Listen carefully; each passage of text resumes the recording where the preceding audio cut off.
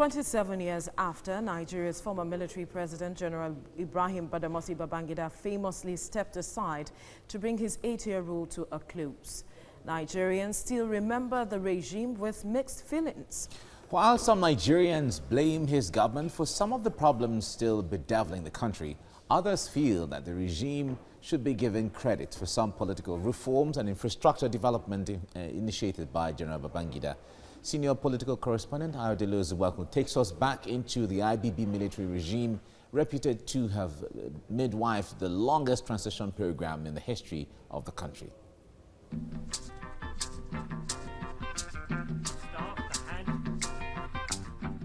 We have come with the strongest determination to create an atmosphere in which positive efforts shall be given the necessary support for lasting solutions.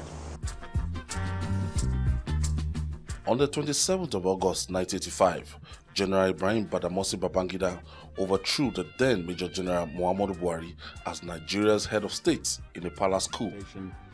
Showed General Babangida as a soldier who loved power. The ascension to power of General Babangida initially received patronage from Nigerians. Before long, he squandered the goodwill he enjoyed from Nigerians following human rights abuses, economic hardship, and unending transition program.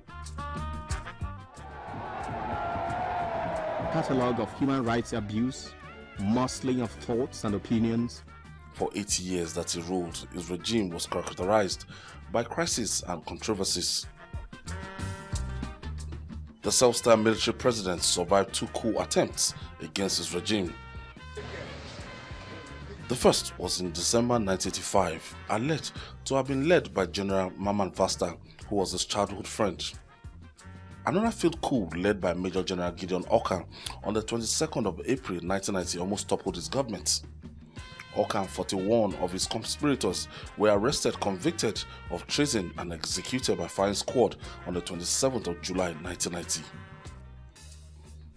To secure his government, Babangida created agencies like the State Security Service (SSS), the National Intelligence Agency (NIA), and the Defense Intelligence Agency (DIA). The issues, and we had an overwhelming support to do exactly what we think is right. Babangida's administration is considered the most corrupt in Nigeria, with many analysts blaming him for creating the culture of corruption in the country. But his 8-year reign is not all gloom, as some Nigerians believe that he brought some development to the country. For instance, he established the Nigerian Political Bureau in 1986, which among other things adopted the 2-party system for Nigeria. As a result, the government formed the Social Democratic Party (SDP) and the National Republican Convention (NRC) for the 1992 general election. A process of voting referred to as Option A4 was also adopted. On the 23rd of September 1987, Babangida created 2 states, an additional 9 on the 27th of August 1991, bringing the total to 30. The administration also relocated the seat of government from Lagos to Abuja on the 12th of December 1991. The country suffered untold economic hardship under his watch due to the Structural Adjustment Program (SAP). That regime implemented the restructure of the economy.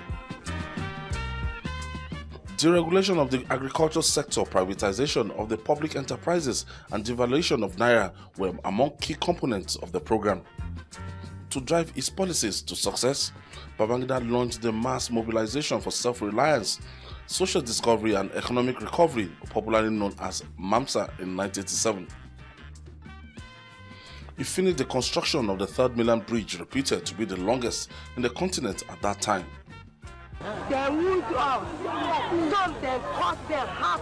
What are we going to say? Human rights abuses were the order of the day, then including the death of celebrated Nigerian journalist Dele Giwa through a letter bomb in 1986.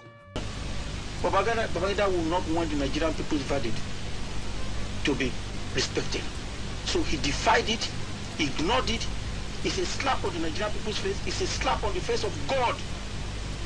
Because God for once gave us the freest election in the history of this country.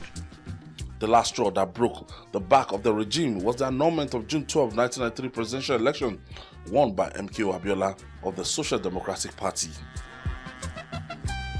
The annulment led to widespread protests and political unrest across the country. This decision is unfair, unjust, and consequently unacceptable.